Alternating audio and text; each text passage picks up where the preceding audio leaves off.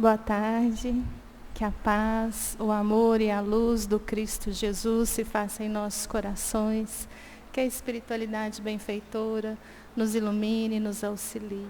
Nós vamos fazer a leitura da mensagem que foi recebida no dia 21 de janeiro de 2025, a prece inicial, e vamos dar continuidade à Lei da Liberdade, o Livro dos Espíritos, na parte terceira, hoje na questão 866.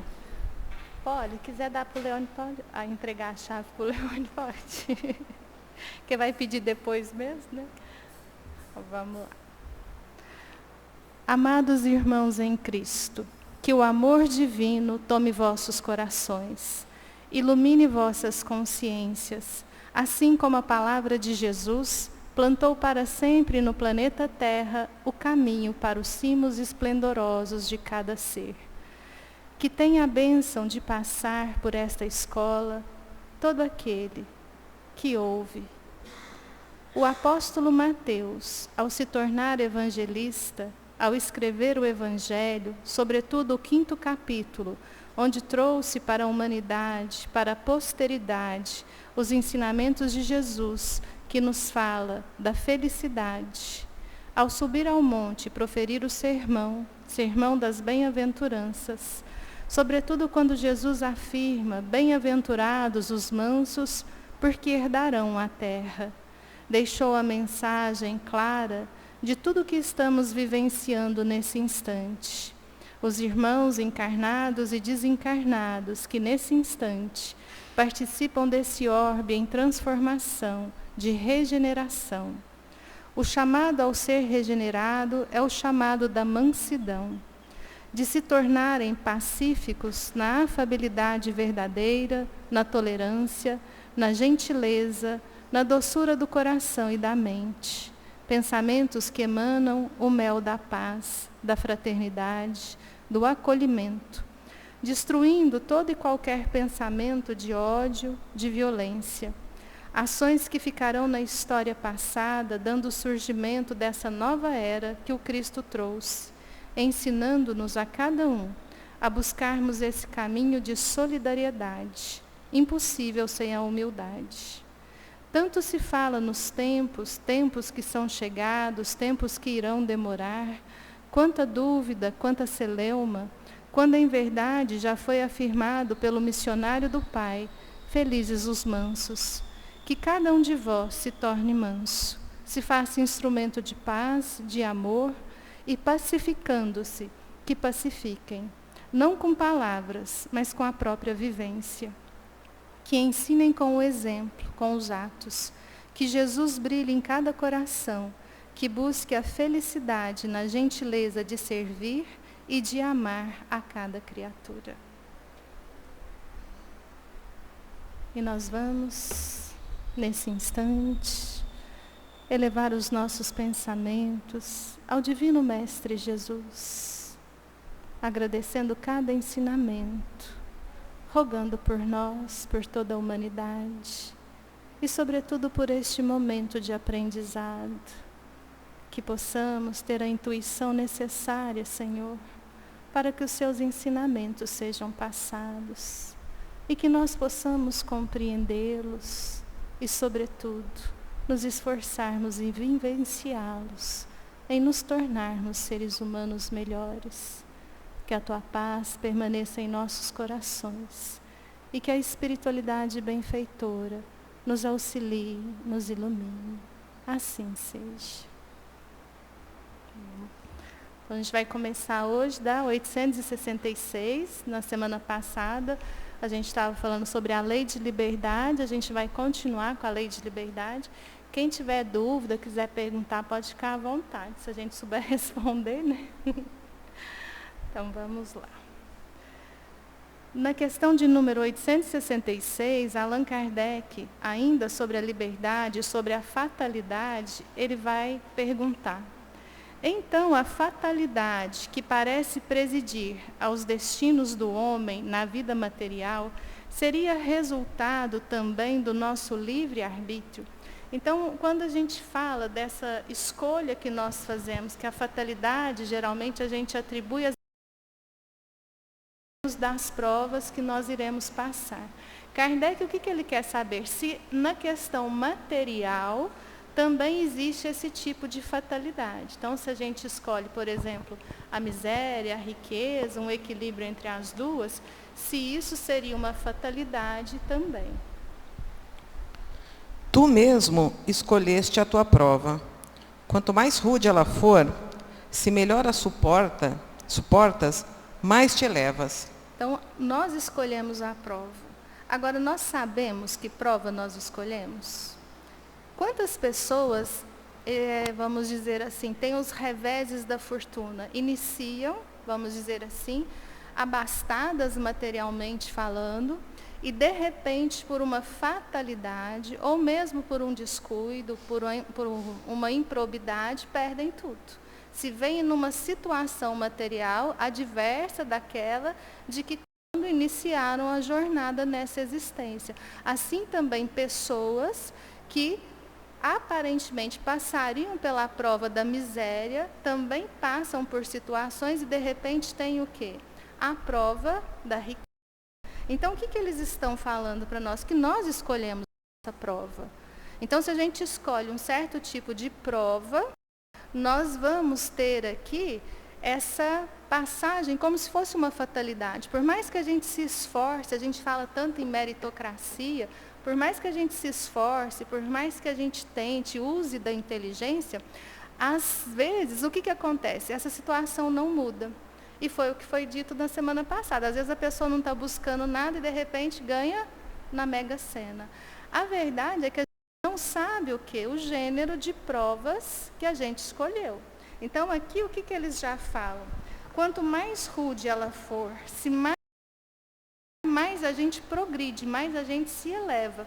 E aqui a gente pensa em qual prova para suportar? A da miséria, né? A da riqueza todo mundo quer suportar, né?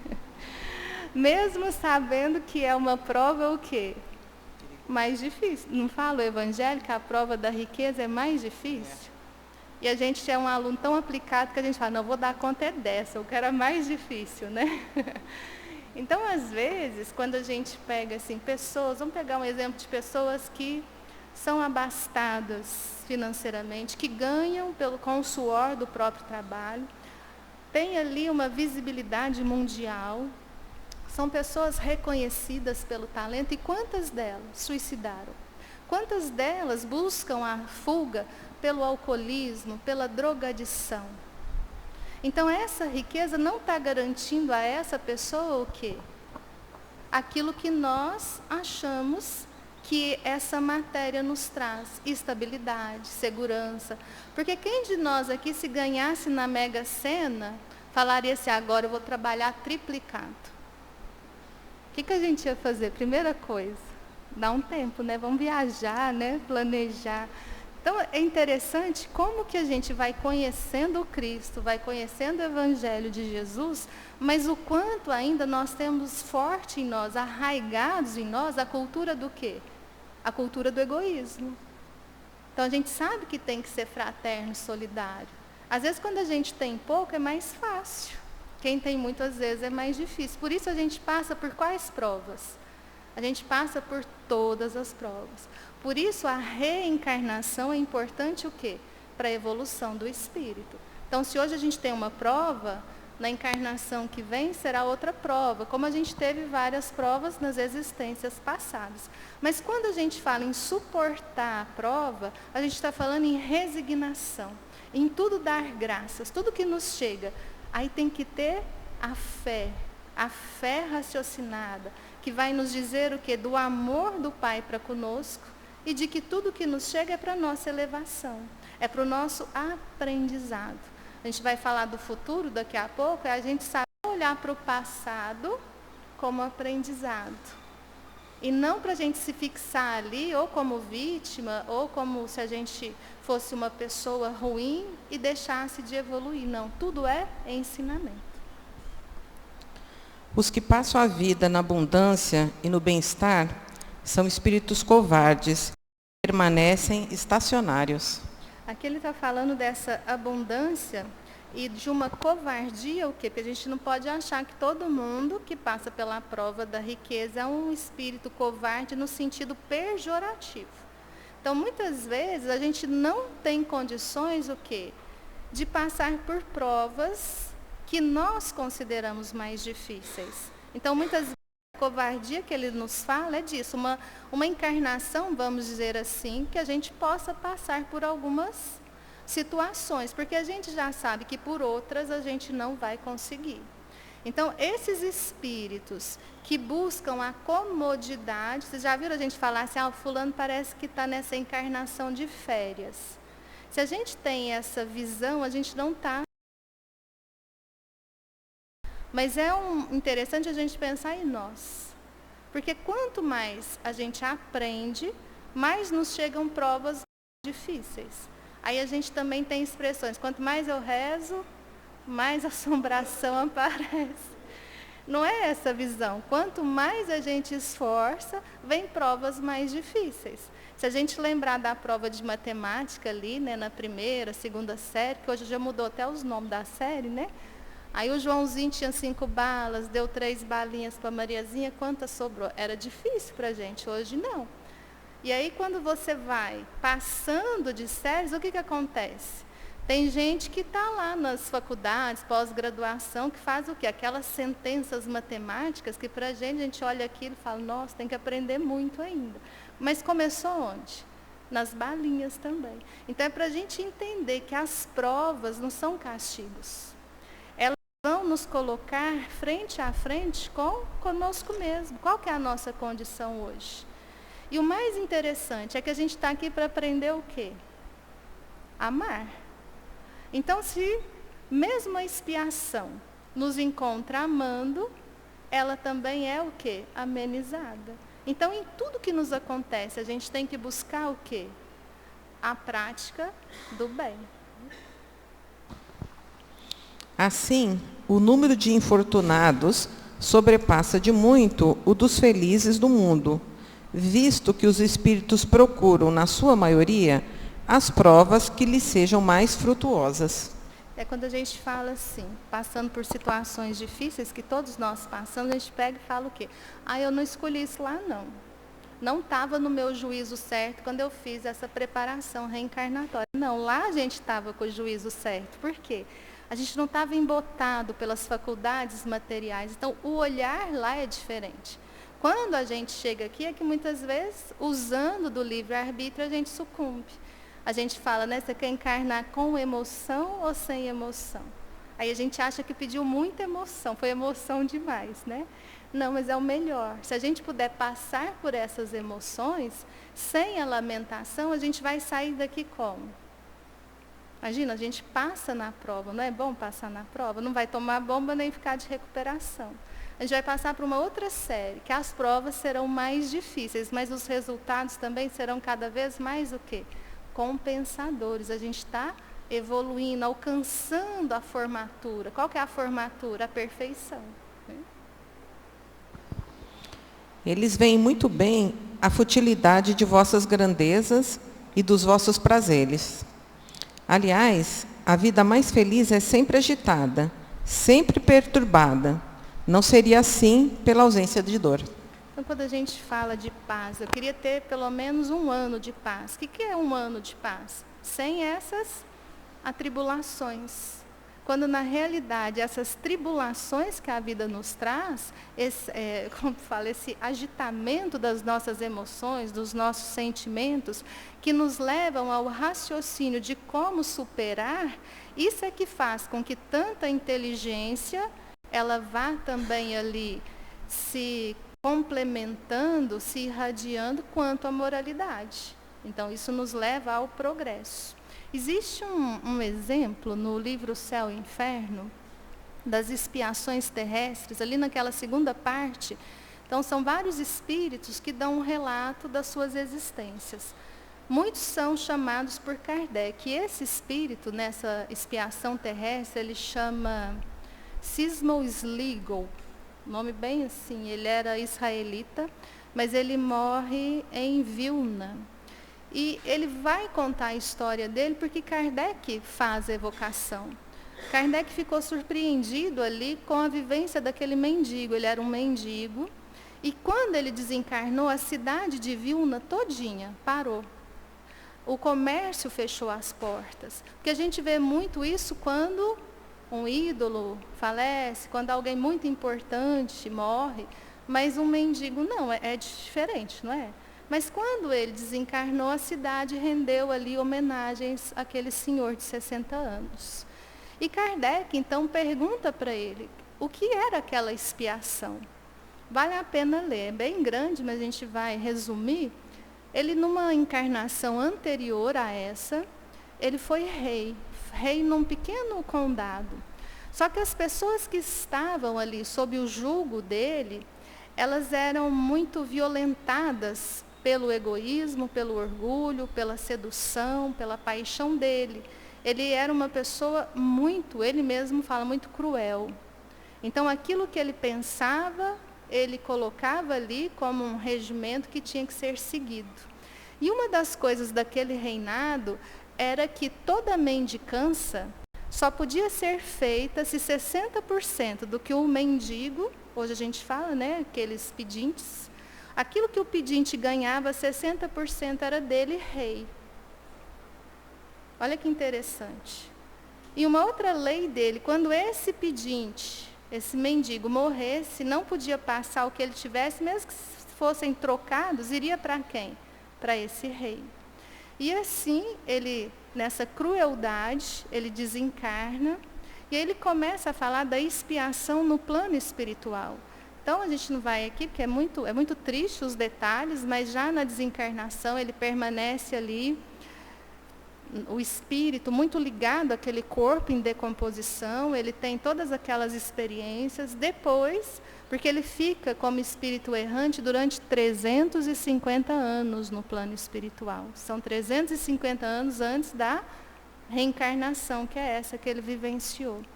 E o que ele chama de expiação, que Kardec fala? Estar ali com as vítimas. Então, as mães que morreram de fome, ou que os filhos morreram de fome, percebeu o que elas passavam.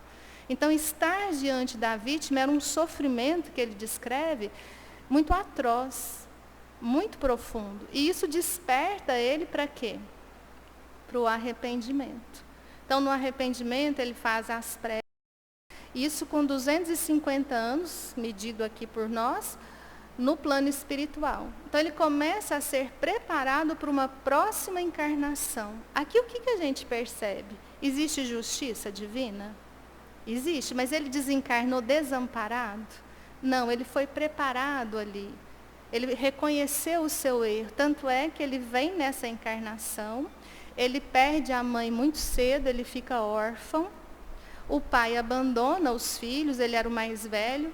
Ele fica cuidando de 3 irmãos que, pela tristeza, a ausência da mãe, a dificuldade de alimentação, adoecem, desencarnam, ele se vê só. Ele trabalha de uma forma escrava para um senhor. E aí ele começa a fazer rapé, vender.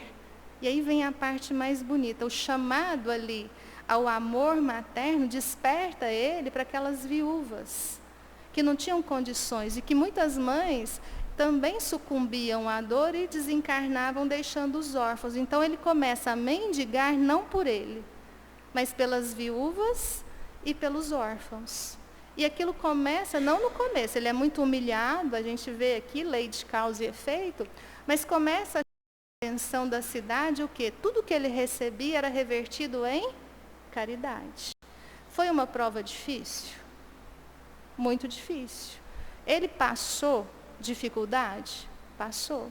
Ele abriu mão, assim como o óbolo da viúva, de dar do pouco que ele tinha para cuidar dessas viúvas, desses órfãos.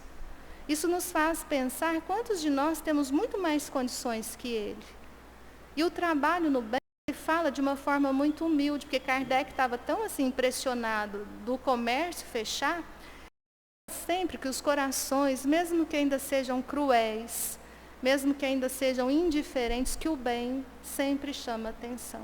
Então, ele sai dessa existência expiando a existência anterior. Foi fácil? Não.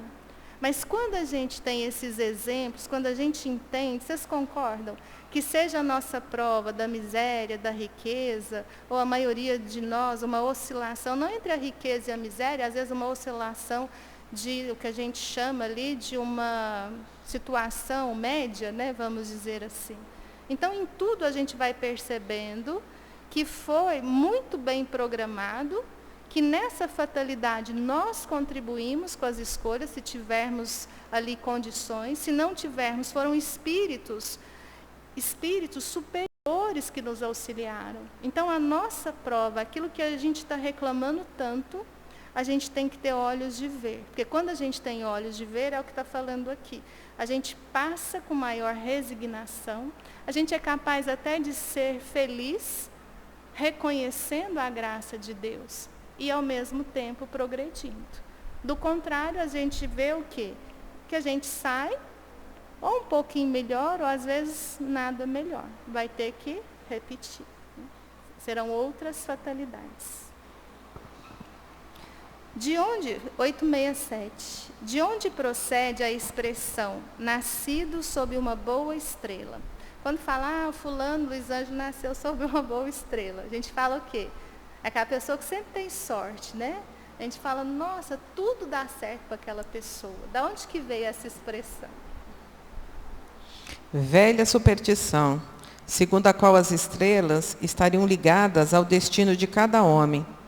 Alegoria que certas pessoas fazem a tolice de tomar ao pé da letra.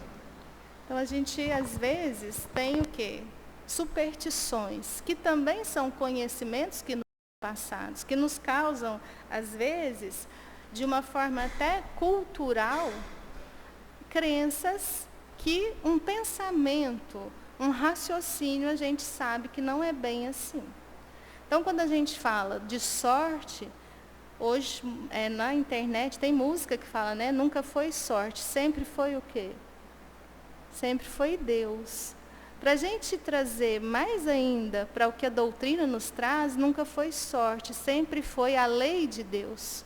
A lei de causa e efeito, a cada um segundo as suas obras. Agora, o que a gente não pode, de forma alguma, é achar que aquela pessoa que está passando ali, aos nossos olhos, uma encarnação de facilidades, a gente não sabe. A gente não sabe o que o outro passa.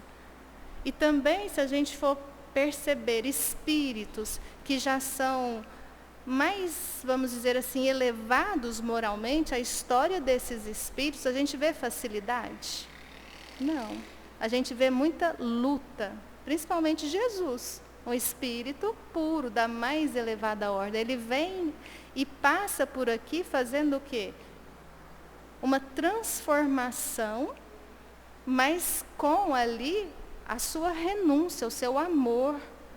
Foi perseguido, foi torturado. Então, são exemplos de que a gente começa a entender que estamos na matéria de passagem, que somos espíritos imortais e que uma existência nos traz, às vezes, provas como doenças, como a miséria, como relacionamentos difíceis, traições, mas que são provas, que são para o nosso aprendizado. Pode ser expiação? Sim. Aí vem aquela confusão. Qual que é a diferença da prova e da expiação? Quem sabe? Quando a gente olha, é a mesma coisa, são provas. Como que a gente sabe que é expiação?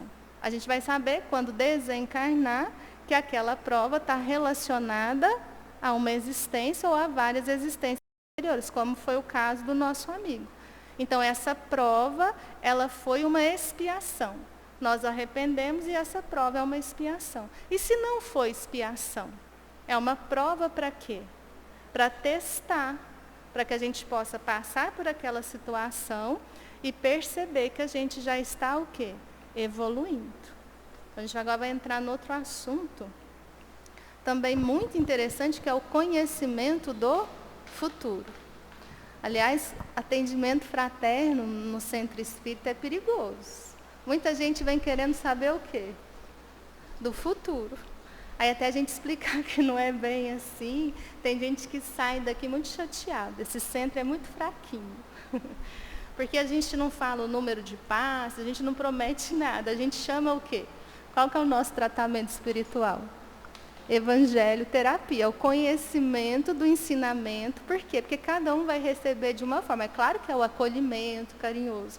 Mas se a gente chega aqui e fala, não, você vai tomar não sei quantos passos, vai sair daqui curado. A gente pode falar isso? Às vezes a gente tem problemas que são várias existências para nos curar. Probleminhas básicos, como por exemplo o egoísmo. Quantas encarnações para a gente poder lidar com esse problema que é a causa das nossas dores, dos nossos sofrimentos. Então esse conhecimento do futuro também é o que tem tornado grande parte de nós, da população terrestre, doente no sentido de ansiedade. A gente fica sempre, porque no futuro, quando acontecer isso, eu faço isso, a gente esquece de viver o quê? O presente. Então a gente fica na expectativa de uma situação para que a gente possa viver daquela forma. Não é esse o olhar. Qual que é o raciocínio correto? A gente tem a vida, a gente tem o aqui, o agora, o hoje. É isso que vai fazer com que a gente construa esse futuro. Mas existem as premonições? Sim, nós sabemos que existem. Então, é o que Kardec vai começar a questionar sobre a lei da liberdade, o conhecimento do futuro. Na questão 868, o futuro pode ser revelado ao homem? Em princípio, o futuro lhe é oculto, e só em casos raros e excepcionais, Deus lhe permite a sua revelação. Então, de natural, o que acontece em relação ao conhecimento do futuro? Nós não temos o conhecimento do futuro. Porque se a gente soubesse desse futuro, o que aconteceria com o presente? Se a gente soubesse, por exemplo, que um parente vai desencarnar e vai deixar ali a fortuna dele para nós. A gente ia viver ali mais ou menos esperando o quê? A morte do outro, né? Amai uns aos outros. A gente sabe de uma história, ela até conta assim, rindo, é uma senhora, que ela esperou a vida inteira pela fortuna do sogro. O sogro morreu bem velhinho, e aí quando veio a fortuna, o que aconteceu? Já estava com a esposa bem nova, eles esperaram uma existência inteira e também não o quê? Não tiveram essa herança. Agora vamos pensar. A gente não pode trabalhar, a gente não pode dedicar ali e buscar principalmente o básico, o necessário. Agora imagina você sempre esperando a fortuna do outro, a desencarnação do outro. Isso quando não se cometem o quê? Está demorando a morrer, o que a gente faz? Vai lá e comete um assassinato. Aí vamos supor, ninguém descobriu, você assassinou a pessoa e ficou milionário. E quando desencarnar? E a lei de causa e efeito? E esse futuro que você construiu? Então a gente começa a entender o quanto traz, né, na simplicidade do Cristo, dos seus ensinamentos, um dia a dia sem inveja, sem competição, aquela sensação de que está tudo certo, mas que depende do meu livre-arbítrio. A gente sempre pode melhorar, a gente sempre pode. Não precisa esperar desencarnar e reencarnar. Arrepender dos erros, espiar os erros, reparar, desde já. Então, é sempre aquilo que vai movimentar o quê? O espírito, a alma. A alma porque é o espírito encarnado. E aqui você vai tendo paz de consciência, que é a paz que Jesus nos traz. Não a paz do mundo. A gente não ter boleto para pagar, não ter problema nenhum. Não, a paz do Cristo é o que ele vai trazer. A minha paz vos dou. Que paz é essa? É o conhecimento de que, quando nós vamos seguir essa lei de Deus, a gente fica em paz com a consciência. A gente pode não ter tudo e nem ser tudo aquilo que a gente gostaria. Mas você vai construindo algo que você leva consigo. O resto a gente vai deixar tudo aqui e levar as consequências. Deixar essas consequências era bom, mas a gente vai levar também. 869. Com que fim o futuro é oculto ao homem? Então, por que esse futuro nos é oculto? A gente já sabe que tem uma palavrinha aqui, o livre-arbítrio. A gente tem as nossas escolhas. conforme essa escolha nossa, nós estamos construindo esse futuro. Quando Allan Kardec, só lembrando, ele nos fala que quando uma obra nos traz datas, as datas não são reveladas por espíritos superiores, por espíritos leitores. A Terra vai se regenerar em 2051. Se alguém traz essa mensagem, a gente sabe que não é de um espírito sério. Pode ser de um espírito leviano, pseudo-sábio, mas sério não. Por quê? Porque a Terra, para se regenerar, ela vai depender dos espíritos que encarnam nela. E cada espírito aqui tem seu livre-arbítrio. A gente pode ter uma programação reencarnatória, chegar aqui e fazer tudo diferente? Pode, escolha nossa? Pode. Está sob a lei de causa e efeito, vai ter a consequência, mas que a gente tem liberdade de escolhas, a gente tem. Então, por que Deus oculta o futuro ao homem? Se o homem conhecesse o futuro, negligenciaria o presente e não agiria com a mesma liberdade de agora, pois seria dominado pelo pensamento de que se alguma coisa deve acontecer, não adianta ocupar-se dela, ou então procuraria impedi-la. Então, se você já tem o conhecimento, isso muda o seu pensamento? Você já vai agir de que forma? Se você tem o conhecimento que algo vai acontecer, então você muitas vezes espera acontecer, ou então você acelera o acontecimento. Eu já ouvi uma pessoa falar uma coisa muito triste, já que eu vou morrer é uma fatalidade. Se a gente nasceu, morrer é uma fatalidade. Então, para que eu vou viver? Olha que triste isso, que desconhecimento. É uma ignorância não no sentido pejorativo, é uma dor dessa pessoa. Para que eu vou ficar aqui vivendo se eu vou morrer? Então, esse conhecimento da morte para essa pessoa é só para a gente entender o que está sendo dito aqui. A gente deu o exemplo da riqueza. Então, se de repente a gente sabe que vai acontecer alguma coisa, então ali você modifica muito a sua forma natural de agir. Eu agiria assim, mas sabendo que isso vai acontecer, eu vou agir de outra forma. Então, interfere o conhecimento do futuro? Interfere. Deus não quis que assim fosse, a fim de que cada um pudesse concorrer para a realização das coisas, mesmo daquelas a que desejaria opor-se. Assim é que tu mesmo preparas, quase sempre sem o saber, os acontecimentos que sobreviverão no curso da tua vida. Então, não existe essa fatalidade no sentido de que a nossa existência, essa existência, ela está escrita. Tudo que a gente fizer vai acontecer exatamente daquela forma, não. Então, a fatalidade, ela está nas nossas escolhas. Mas, a cada instante, hoje mesmo, quando nós estamos aqui, raciocinando sobre esses conhecimentos, quantos de nós estamos pensando em modificarmos algumas escolhas? Quantos de nós vamos tomando ali, de uma forma diferente, as nossas escolhas? Então, quando a gente escolhe diferente, a consequência também é diferente. A parte moralizadora da religião, vamos dizer assim, é quando ela nos torna o quê? Melhores. Então, quando nós temos um conhecimento que vai nos auxiliar, é algo. Quando a gente tem o conhecimento de fatos que vão acontecer, interferem no nosso livre-arbítrio. E aí, o que a gente pode entender? Essa nossa irmã, que o sogro faleceu. Se ela não esperasse por esse acontecimento, ela poderia ter feito a vida dela diferente? Poderia. Poderia até não ficar rica como ele, mas ela estaria o quê? Numa condição íntima de satisfação diferente. E não, de repente, a gente fala, a vida passou. A gente, às vezes, vê muito assim a submissão, e a gente fala, nossa, aquela pessoa tão submissa, tadinha. Mas é a escolha de quem se submeter? Isso é forte, mas é uma escolha nossa se a gente se submete. Submissa, ela está ganhando alguma coisa, senão ela não estaria. A gente, às vezes, é carente, a gente quer que todo mundo nos aprove, que todo mundo goste de nós, então a gente se submete a não falar não. A gente abre mão o quê? De nós mesmos, das nossas escolhas, de quem nós somos para agradar os outros. Mas mesmo isso, a culpa é dos outros? A escolha de quem? Nós. E aí a gente vai ver que tudo é responsabilidade nossa.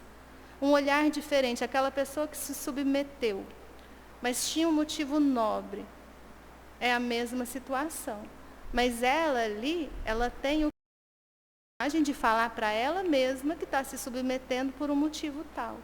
Então, são situações que a gente jamais vai abrir mão de dizer o quê?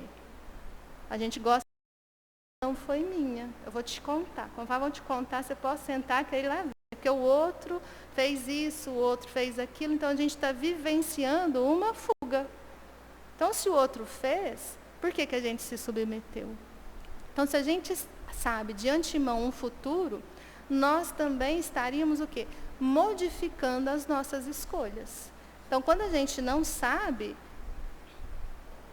Não, pode falar.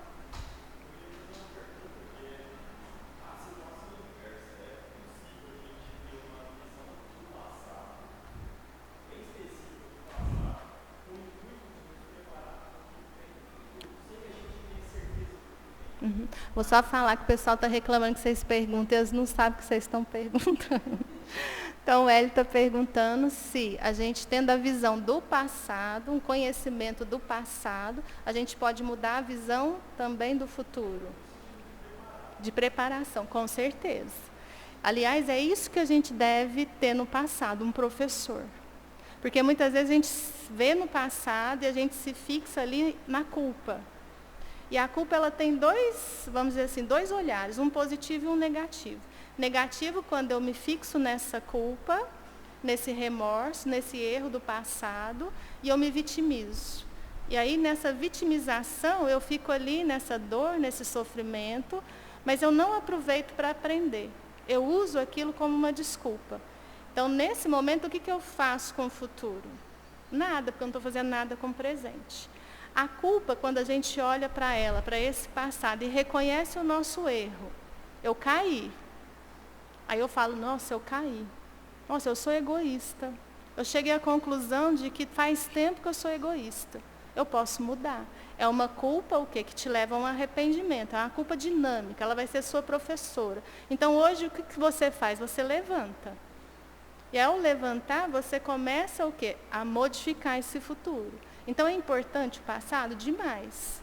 Mas não para a gente se prender a ele. Até tem uma frase que fala que o retrovisor, já viram isso? Eu não lembro direitinho, mas que o retrovisor do carro, você tem lá o painel que você olha para frente, né, que é grande, o vidro, e o retrovisor é pequeno. Então, você deve olhar para ele, porque ele vai te nortear.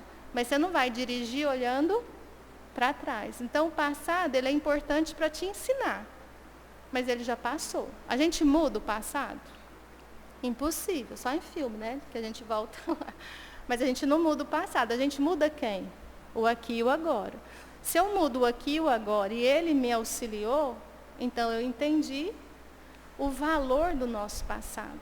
Porque tudo que nós fizemos, vamos pegar só essa existência, tudo que nós fizemos nessa existência, seja bom, seja ruim, seja mais ou menos, nos trouxe até aqui, é o que nós somos. Então, aquilo que eu fiz, que eu acho que eu errei, eu me melhoro e construo esse futuro. Então, o passado é, sim, importante. Você fala do passado que está no subconsciente, esse que a gente não tem lembrança. Então, esse passado, geralmente, o espírito tem no plano espiritual. No aqui, no hoje, por mais que a gente não tenha lembranças, quando a gente faz o conhece-te a ti mesmo, reflexões íntimas, ele está ali. Você pode não saber aquilo que foi feito exatamente, mas a gente sabe aonde que a gente tem ali dificuldades. Na procrastinação, na preguiça, na competição, na inveja, nas fobias. Então, muitas fobias a gente olha hoje e fala assim, eu tenho um filho do meio, já está casado, né? Meu bebê do meio está casado. Ele, desde pequeno, ele tem pânico de ave, passarinho, e ele adora animal. E não aconteceu nenhum fato com ele que pudesse trazer essa fobia. Então, o que a gente pensa? Que em uma existência passada pode ter acontecido um fato que nem precisa ser o passarinho lá, o pintinho, não, mas Pode ser uma simbologia. Tinha uma ave, por exemplo, presente e aconteceu algo de grave. Então, quando ele vê aquilo, desperta esse passado. Ele não tem conhecimento. Mas são as fobias o quê? Que a gente não tem clareza. Agora, é diferente da gente ter ali, de repente acordou cheio de aranha no berço, você tem fobia de aranha. E já tem a explicação, né?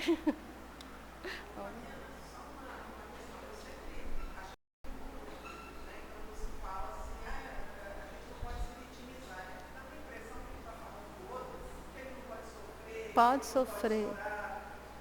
Pode e deve. Não. Isso. Perfeito.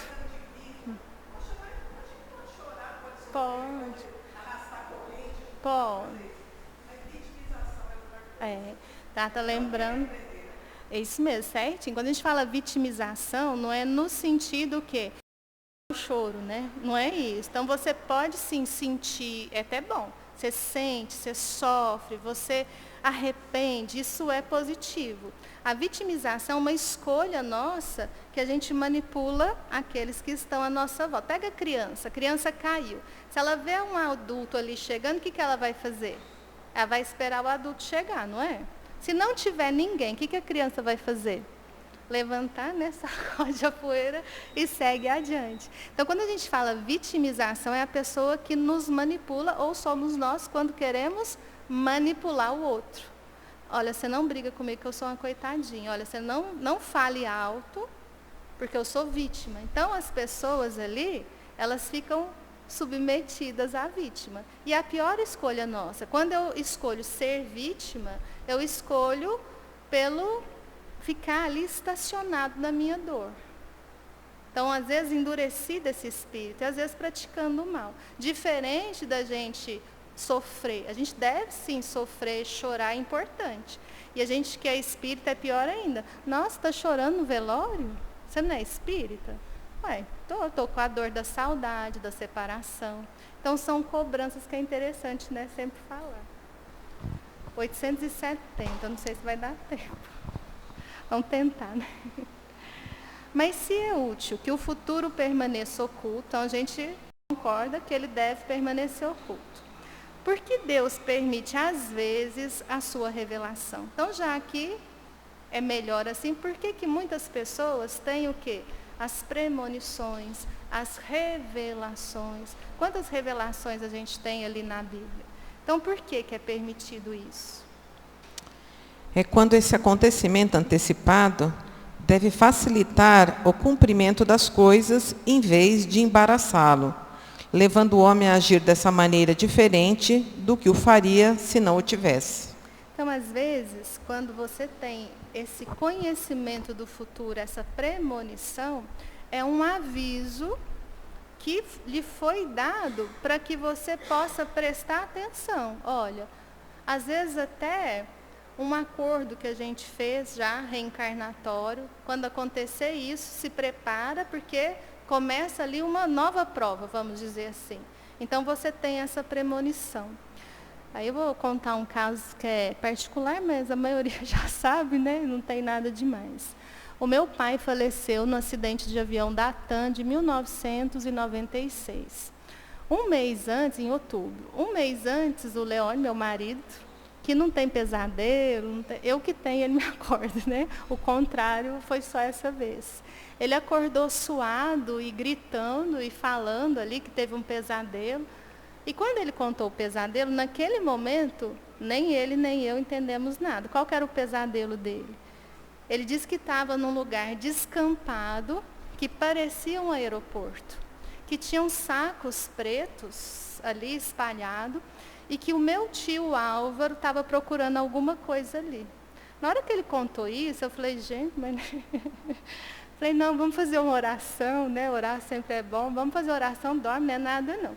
30 dias depois, e isso não ficou marcado, mas 30 dias depois, quando o avião que saiu de São Paulo para o Rio de Janeiro caiu no Jabaquara, quem foi reconhecer o corpo foi meu tio Álvaro. Aliás, ele não conseguiu, ele passou mal. Mas ele descreve, eram sacos o quê? Pretos, né? Tudo carbonizado. E a partir daquele fato, a nossa vida mudou completamente. O Leone ficou ali à frente da família, vamos dizer assim. Então muda. O que poderia ser? Foi mais para ele mesmo. Olha, aquilo que você prometeu lá em cima vai começar. Então ele, na hora que ele teve a premonição, vamos dizer assim, ele entendeu? Não, mas a hora que aconteceu, sim. Para a gente não entender também o conhecimento do futuro, como se viesse para nós tudo certinho que vai acontecer. No dia tal, vai assim, você prometeu lá. Não, não é dessa forma. É de uma forma sutil. Mas é o que a gente está falando. Lá no subconsciente, a gente tem esse conhecimento. E aí a gente vai ter as nossas respostas. Diferente, né? É diferenciado. Ele quer comparar o Jerônimo Mendonça com a gente. Ele era novo ainda. Do Tarzan.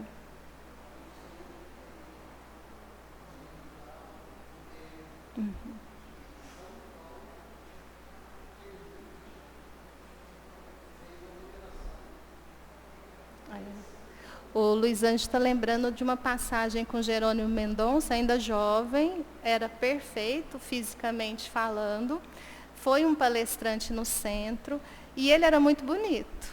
Tinha um cabelo grande, ele adorava olhar no espelho, aquele cabelo, ele falava que ele era o Tarzan, né? Batia coisa que a gente faz ali, né? Na frente do espelho. E esse palestrante falou que tinha uma mensagem para um certo Tarzan, nessa hora ele já gelou, né?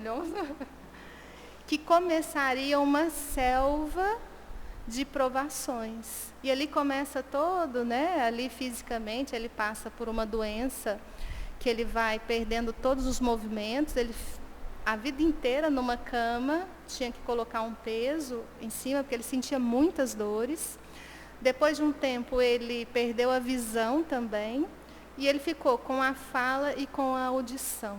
O exemplo de vida dele é maravilhoso. Foi uma expiação, mas o que ele passou por essa selva de provações, de que forma? Foi bom lembrar, porque são escolhas. Então, a gente tem passagens dele, por exemplo, quando ele ainda enxergava, que estava no cinema e a caminha dele, quem passou dos 50, naquela época tinha as escadinhas, né? E a cama dele ficou na escada. Então, a moça que chegou atrasada, ela ficou meio sem poder passar. Por quê? Porque a cama dele estava ali. Ela ficou extremamente irritada, ela não teve caridade, não. Depois ela foi naquelas festas, quermesse da igreja, a fila da pipoca, quem estava lá? O Jerônimo na cama dele. Ela já revirou os olhos, né? E aí ela foi no campo de futebol, assistiu o futebol, quem estava lá? O Jerônimo, na caminha dele, assistindo o futebol. Depois ele ficou cego. Ela olhou para ele e ele falou assim, com muito bom humor, né? Falou, nossa, minha filha, você não para em casa, né? Então a gente vê o que? A leveza, a sutileza de quem está bem, o quê? É isso que a gente está falando, é aceitar, é a resignação. Se isso está acontecendo comigo, tem um porquê. É difícil, é. É lógico que ele chorou, que ele lamentou. Mas a hora que a gente entende, que a gente aceita, se é assim que eu vou viver bem. Porque imagina ser preso na cama e lamentando. Passando um pouquinho o tempo, só a mãe dele também, é muito interessante que um dia ela falou para ele, que só ele que era espírita, os outros irmãos não. Ela falou, essa sua religião, eu acho que ela é boa mesmo, viu, meu filho? Eu tenho 11 filhos, o único que não para em casa é você. Está sempre nessa Kombi, perua, como a gente chamava, né? Saindo para quê? Ele fazia palestras, ele dava palestras, ele era dinâmico na doutrina espírita, uma pessoa sem movimentos. E a gente, às vezes, com todo o movimento, enquanto a gente estiver com dó de nós mesmos, vitimizados nesse sentido que Deus esqueceu de nós, na lamentação, a gente deixa de pegar a prova, a expiação e superar, passar por ela, crescer. Mas não para a gente ser feliz amanhã. A gente tem o Jerônimo, leva o Jerônimo como exemplo, ser feliz desde agora. Eu estou assim, mas por que eu tenho que ser triste? É claro que a gente tem os momentos de dor, mas que a gente possa sempre ter aquele momento de entendimento, que tudo que nos chega é para a evolução do nosso espírito. O Pai nos ama, que Ele nos abençoe. Fred, você dirige o passe?